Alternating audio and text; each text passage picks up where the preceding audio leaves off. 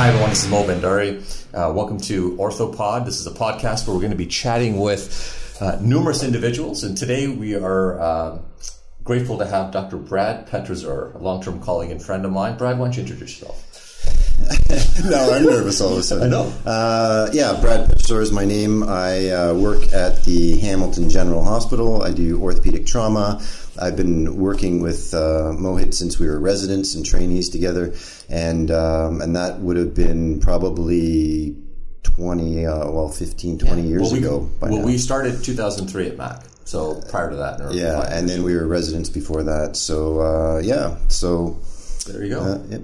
All right, so what's on your mind? I mean, like the format of this particular podcast and where we're going to go forward really is to just discuss issues of topical importance. And so I'm not here to tell you what I think. I'm here to learn about what you think. All right. What's on your mind? Topical importance in orthopedics, or topical importance? What's on your mind these days? Well, there's tons of things on my mind, but some of it is, of course, related to orthopedics. But so how do you want? So I can't break script here. So then there is no script. But do you want to go researchy? Do you want to go clinical? Do you want to go? Yeah. So let me restate this. What is on your mind? Period. Well, I mean, you're talking about the transition out, yes. and there's always ego involved. But for me, quite honestly, it wasn't a difficult decision. I mean, picture this, right? The program had some issues, and we had some review issues. So we went through an internal review, which we did very well. Then we had a big external review, and we got full approval, and that was a big deal. Yeah. And then, of course, we had another internal review, because then we'd entered the regular cycle, and then another external. So we had 4 full-on reviews within 5 or 6 years. Once that was done, at the 6-7 year mark, the program was like, we had excellent coordinators that were running things, and quite honestly, it was on autopilot at that time. From my point of view, I mean, there were still lots of things to do. Well, let me ask you this. I mean, there's always this argument about some people saying, I want to do 2 terms, right? So at what point do you think your ability to innovate in a program and your ability to really make change happens? Is it a 5-year cycle? Is it an 8-year cycle? Is it a 10-year? Is it 15? There have been leadership to say in leadership 15 years. I argue that's way too much. I think leadership for 2 years is too little. Yeah. But there's that sweet spot. Yeah. What's your take on when it's time to move out? And the programs that never shift leadership, I think, are also highly problematic. I think the sweet spot for getting things running is around 5 to 6 years, but I don't think that the transition point could probably be sort of that 8 to 10 year mark. And the reason for that is it takes you a couple of years to build a team. It takes you a few years to make those, it's like turning the proverbial Titanic, I guess. It starts to swing, and then once it's on the right path, I still think you need someone there for a few years, and also then you train the next person, and you want to measure outcome, I presume, too, right? And you measure outcome, and you train who's going to follow you, and then you an analogy that one of our teachers, I remember Paul Zelzo telling me this, I think it was Dinshaw Puntaki who mentioned it. He said, when you're at the exams, you want to throw the ball up and hit it out of the park. You don't want anything coming at you from left field. Right. And it's the same thing in the leadership realm, or if you've got a program, you want to set it up for success when you're not there. That's the win. It's not when I'm there. It's that to make things a can program. happen. Right. Do you think we do enough to succession? Right. So in other words, the problem with programs that have powerful leadership, or we can even argue transformational leadership, and then the transformational leadership changes out because of policy and or interest change.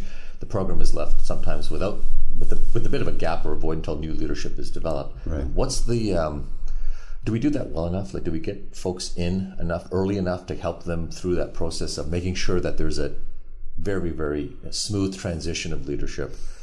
No. Where vision continues to unfold, and roadmap continues to have us sort of a fairly clear forward-looking path. I don't see that as surgeons, because surgical culture is not that. Yeah. surgical culture, and I mean, we're talking as surgeons and we're talking in leadership positions, but surgical culture in Canada, in Ontario, I can speak for a few other places, but really mainly been practicing in Ontario, is that when you're done, you're a surgeon, and it's your practice. Yes. And whether or not you go work with a group, which we all have to work with groups, it's still my practice. Correct. And once my practice is done, my practice is done. You know, dentists will sell their practice. Other people, we don't do that. Right. So the culture is, I'm a surgeon, it's my practice, and it's done. Right? There's no need to succession plan, because when I'm done, I'm done. Yeah. Whereas in leadership positions from a program, so no, I don't think we success plan properly. But so you said something that to me is in my reflection that strikes me always as the fundamental thing you're looking for when you're looking in a hiring committee is this person looking for a position to better their personal brand, or are they genuinely interested in trying to improve the culture and the brand of the institution they're in? So there's an element of selflessness that you're looking for, because if your motives as a leader are simply self-serving, you just won't be successful. You won't be able to achieve that, because people are very intuitive and people see it. Right. So I think that's the point you've been trying to make, and that's where I always say when you're looking at succession planning, it's hard to find that, because you have to change the culture from people to be thinking about, I just want to be program director, or I just want to be division head, or I just want that title, versus the title is just letters and words, right? I mean, the reality is it's what you do and what that means. Right. And that's the hard part. Like I don't think there's an easy way to identify that person or those people, but they are there, and they're certainly there, and there's a lot who are in it for the purpose of, I really, really want to ultimately make a difference for us, right? It's the we concept. I know it sounds kind of cliche, but that's fundamentally what you're looking for.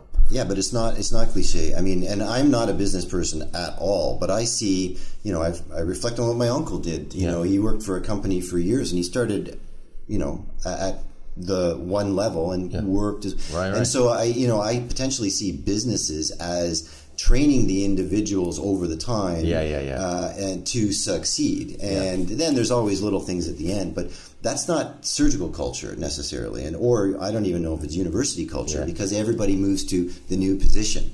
You know what I mean? Or if you look at people in the States moving, they go to a new position in a different academic institution to make their mark, so to speak. Yep. But I see business as, this is our brand, this is our ethos, and let's train the next person to fulfill that ethos, but be creative and move to the next step. And I don't see us necessarily. I see you doing that, because you're sort of out of the box from a surgical point of view, and insanely creative and forward thinking like that, and with a business background, etc. Well, so it's a big part is, as you said, right? A big part of it is not ever thinking you know everything, and you just continue to learn, right? You need to take on opportunities, you got to get comfortable with failing, you got to get comfortable with risk. I think that's a whole different topic area, and we can spend hours on that. But and that brings up the whole concept of what we talked about last week about being humble. Yeah. Are you humble because you're just humble, or are you humble because no, really the brand is bigger than me? Yeah. And I learned that lesson. You taught me that lesson, that. But anyway, that's for a different time. But no, there's lots we can talk about. Okay, so let's shift again into you've transitioned out, and then you have this time now. Like, I imagine there's a ton of your time opened up. So how did you then decide? What was next? What was the decision making around what's after the program directorship? And the reason I say that is that we, as you remember, our most recent, last past year, we heard from a lot of international faculty who came to our McMaster Orthopedic Annual Day, and they talked a lot about transition and change, and that can be extremely difficult for some. And also, when you're no longer a leader position, the transition out also can be very difficult on a personal front if you don't have other things planned. And one of the big things I clearly remember was Robin Richards, who had spoken. He was the phone stops ringing. He said it was the biggest thing for him was the phone stops ringing. Yeah. Mark Swinkowski spoke pretty openly, I thought, also about transition is hard. And I remember Tom Einhorn, I don't remember if you caught that part where he said at the end of the day, he didn't appreciate what life not being chairman of an orthopedic program was going to be like. Right.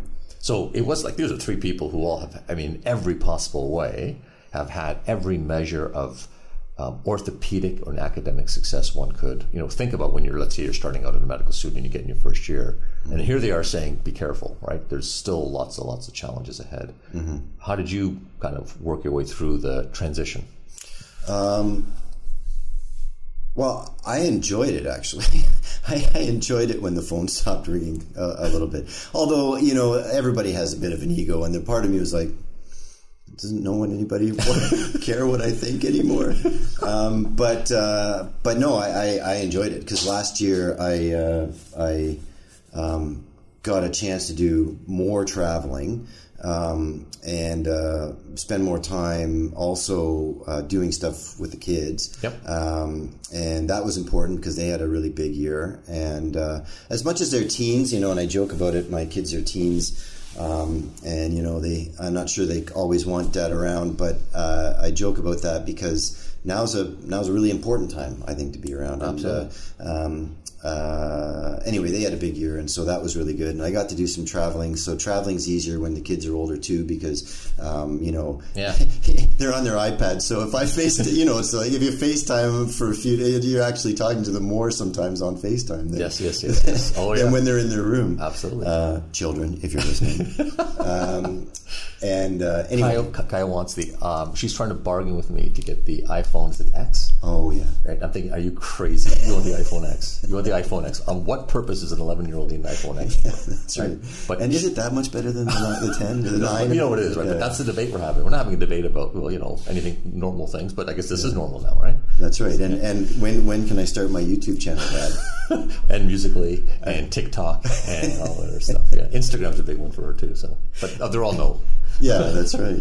And then, yeah. Anyway, and YouTube. But I mean, think about YouTube though. My son is 16, and he's asking me stuff about, you know, CRISPR, genetic thing. You know, like those are things that we're. Yeah. And then I was at my. I'm sorry, Dad, if you're ever listening to this, I suspect you won't be, but I was at my dad's place a month ago, and he goes, do you want our world books? You remember those world books we had? Britannica? Yeah. Oh. They were fantastic books, and I remember in grade 5 taking that article of gorilla and basically putting it into my own words for, you know, my grade 5 teacher. Encyclopedia Britannica. Yeah, and I said, Dad, no, I have more encyclopedias in my pocket than on your shelf. So sad to think that there are going to be people, there are people now who don't know what a Dewey Decimal System was, and that system was one we had to survive on in grade school. Yeah, we were figuring out. I mean, there's a whole librarian thing on the Dewey Decimal System, and it was, you know, it seemed relatively complex, but once you figured it out, it was pretty easy. But it's certainly a lot harder than just typing in Google. I'll tell you that. I mean, all the homework's on Google. Yeah. But anyways, okay. But you remember when we were in? I was in graduate school, and it was a library day. I go into the library to photocopy some articles, and I love those days because I was out of the lab, and I was just, you know. Well, you'd be there for sure in those situations where, you know, there'd be the one, you know, university library, university level, and there'd be some person photocopying a whole textbook, right? Textbooks were being copied. I know. Do you not have this book? Who's got this book? When's it coming back? Yeah. It was brutal. Anyways, okay. So you've had this extra time. You've been able to, you know, make something of it. So do some stuff. You said traveling, and what else have you been up to? Well, I don't know. I mean, last year I had it was actually a big travel year, and this year I'm trying to tone it down a little bit, just because, I mean, and you travel all the time, but we were doing some coursework with, you know, just in surgeons in other places, you know, and we had a chance to go to Cuba and India, of course, and Uganda and stuff like that. Last year, what was your most memorable travel moment? There's probably a ton of them, I'm sure, for you, right? And I know a lot of your stuff isn't personal travel. It's a lot related to the work you're doing in all these countries. But what were some of your highlights? Well, there were two for me. Better or worse. One was when we were in Cuba, and we were doing, you know, the research course for the surgeons there, and I walked into the Che Guevara room, and there was a big picture of it. Yeah. And that was just memorable to me, because if you think, and I'm not getting in any political stuff here, but if you think back to the original Che Guevara as a physician traveling through South America, I think, and, you know, he's and seeing people who didn't have the care they needed. And this was back in the day, Right. and that was the original ethos. So that to me is an interesting thing of that actual Canadian social, medical type system in Che's mind. Right.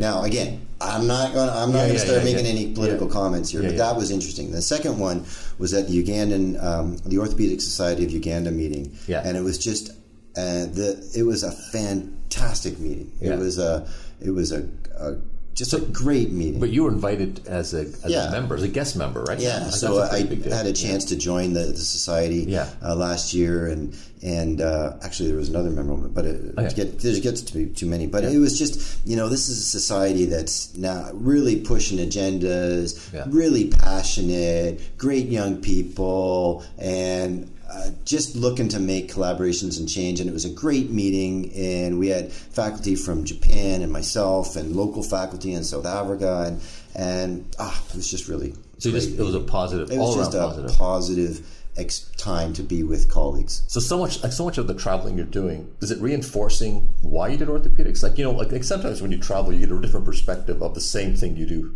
every single day at home. Oh yeah.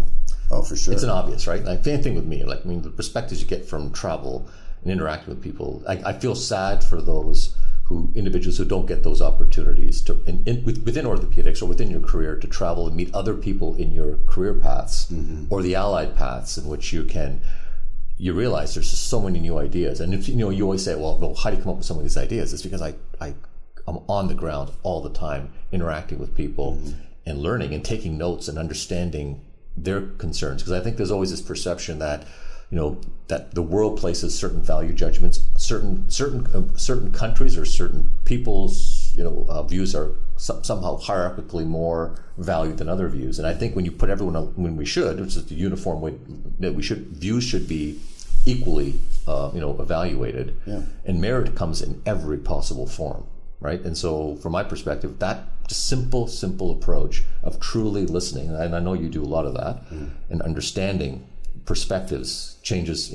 You come back thinking you're creative. And quite frankly, you're just trying to understand people at a better level. That's been really, for me, generally, if I look at the importance of travel for me, that's been a big part of it. Now, the actual getting there sucks. The whole travel, we could talk about that forever. But anyways, that's another issue. So, okay. You get to know Pearson. But what was your... So I have two reflections on what you just said. One is, I've always had in the back of my mind something that you said years ago, because when you went to the Orthopedic Trauma Association meetings, I remember you said, I'd take a book, I'd write this stuff down, and I'd come back and look at those ideas. I've reflected on that over the years. But I guess I'll ask you a question. What was your most memorable travel? I mean, that's it's not a creative question, but you've done way more traveling than me. So what's your most memorable? I kind of look back at exactly what you're saying. There's the political answer, would be everything I do when I finally get there, I pick up something from, right? So you come up and you have this, tens of thousands of new ideas that are percolating, and the question is, but which are the ones that kind of stick with you and grow? Right. For me, have always come from places I least suspected these ideas would come from. So, and that has made me much more careful about saying no to things that off my first bet. So if someone sends me a thing, hey, would we like you to come to Oman or someplace, right? Which has happened recently. Yeah.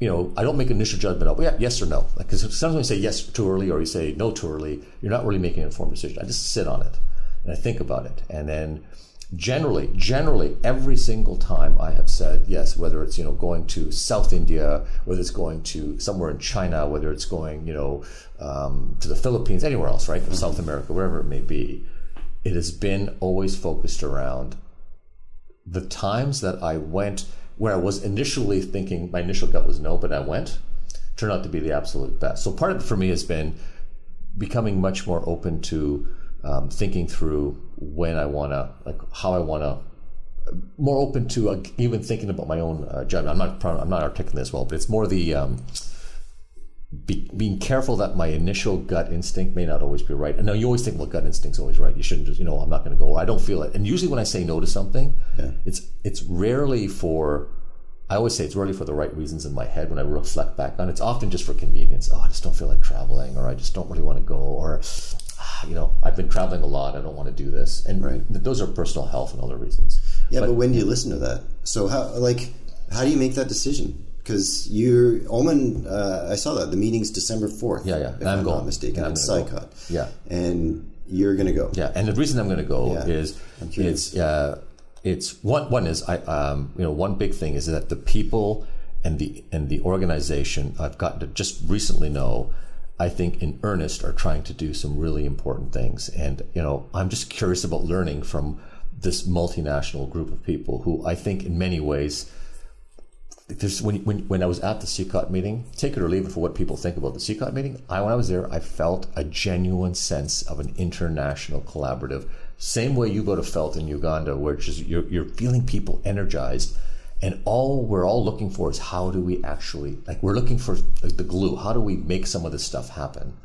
And because the only thing I say is that, in the stuff we've been doing this for years and, trying to build collaborations. So I've made so many errors, so many mistakes. I would love to be able to share some of those challenges with that group and say, listen, here's how things worked out for us. Maybe there's a way this can work, and I would love to be part of it if there's such a thing, if there's an opportunity. So for me, there is something grander in it. It hits one of the big personal goal themes in my life, which is, how do we think bigger? How do we collaborate more? So that has if any of those is going to lead to any of that, it's a guaranteed I will say yes to that personally. There's always the people, I haven't been there before, I'd like to go. That often for me isn't the driver. I haven't been there before, I'll go. It's always about, who are the people there? And is there any way that my attending that could be meaningful for me and for them? In other words, will we both learn something out of it? And hopefully you would, and that would be the game for it.